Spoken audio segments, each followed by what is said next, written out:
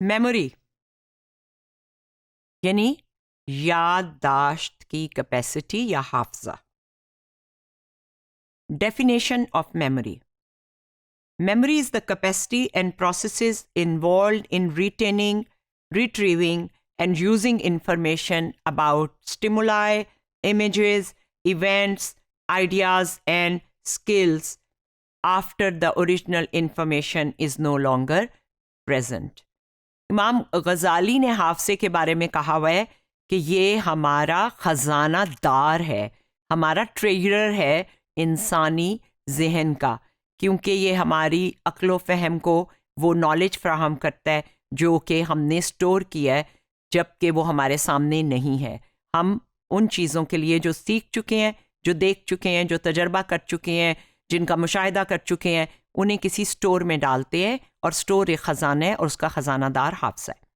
तो ये इस्लामिक एक फ़िलासफ़र ने बहुत ज़बरदस्त इसके ऊपर काम किया हुआ है। अब मेमोरी जो है वो क्योंकि ये प्रोसेसेस करती है, रिटेन करती है, वापस ला के आपको देती है और उस इंफॉर्मेशन को यूज़ करती है जो हमारे इर्द गिर्द जो मुहर्रकात हैं, जो मुहर्रक हैं, जो तस्वीर हैं, जो इमेजेस हैं और जो वाक़यात हैं या कुछ स्किल हैं जो हम सीखते हैं, जैसे लैंग्वेज है, जैसे आप आयतल कुर्सी पढ़ने लगेंगे तो आपकी याददाश्त से ही आपकी तरफ आएगी। तो ये एक इंफॉर्मेशन प्रोसेसिंग है मेमोरी। हम मेमोरी किस चीज़ के लिए यूज़ करते हैं? मटेरियल के लिए। एक प्रोफेसर जिनकी बुक में अक्सर यूज़ करती हूँ, कॉग्निटिव साइकोलॉजी की, गोल्डस्टेन, वो अपने स्टूडेंट्स के साथ एक तजर्बा करते हैं कि आप अपने मेमोरी नोट्स बनाएं जो चीज़ें आप याद रखना चाहते हैं। तो उसमें वो टॉप पे होता था exam notes, recipes, operating instructions, ये तो दो जो बाकी की चीज़ें ये सभी करते हैं।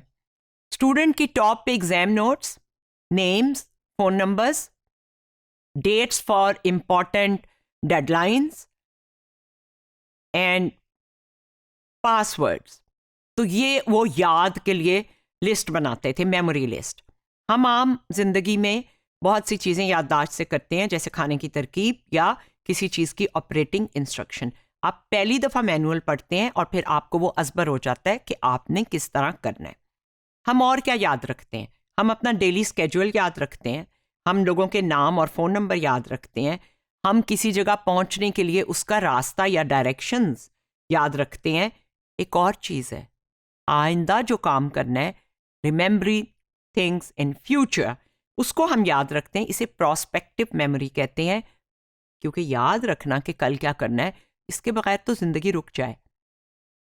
फिर हम उस सीखे हुए मटेरियल को रिट्रीव करते हैं, वापस लाते हैं और हम पिछली बातें जो हैं, गुजरे हुए वाक़यात, उन्हें याद रखते हैं।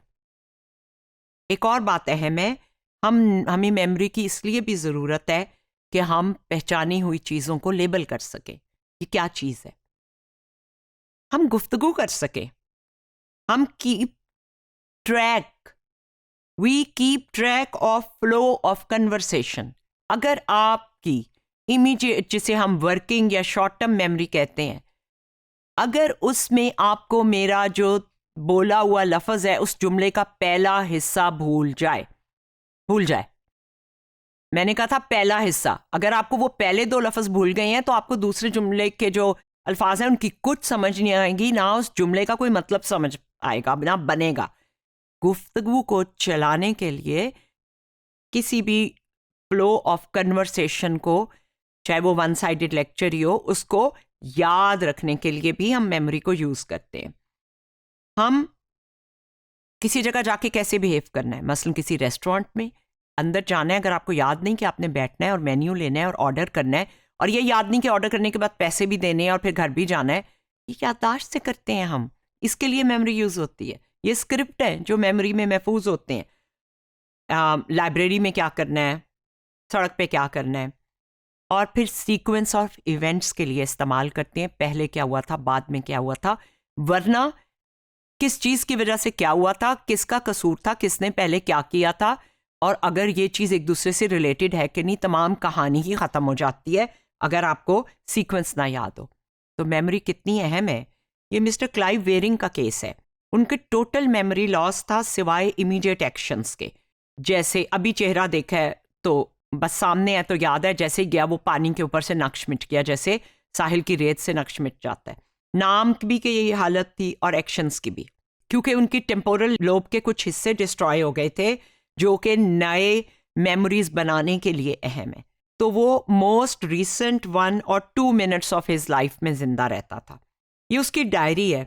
कई दफ़ा वो डायरी की चीज़ें जो है वो क्रॉस कर देता था एंट्रीज, क्योंकि उसे याद ही नहीं होता था सिवाय रीसेंट एंट्री के। मसलन उसने लिखा हुआ है I wake up for the first time 1:10, 2:13 I wake up, तो उसने फिर वो काट दिए, फिर काट दिया, फिर काट दिया, क्योंकि उसे सिर्फ जागना याद आ रहा है।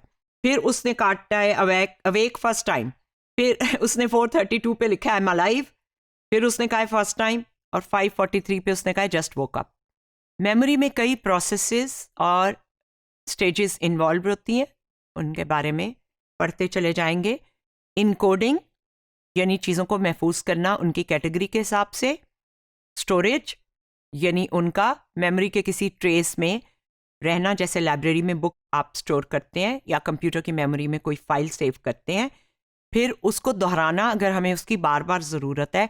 दुआएं मसलन, या कुछ और चीज़ें हैं जिनके लिए हम नंबर, लैंग्वेज, रास्ते, जायके, जगह, लोग, नाम, वाक़यात, इन सब को हम रिहर्सल कर लेते हैं जो हम याद रखना चाहें, और जिनको बस देख कर छोड़ देते हैं वो भी कहीं पड़े होते हैं लेकिन वो उस तरह स्टोर नहीं होते जिनकी रिहर्सल हुई हो। और रिट्रीवल का मतलब है वापस लाना।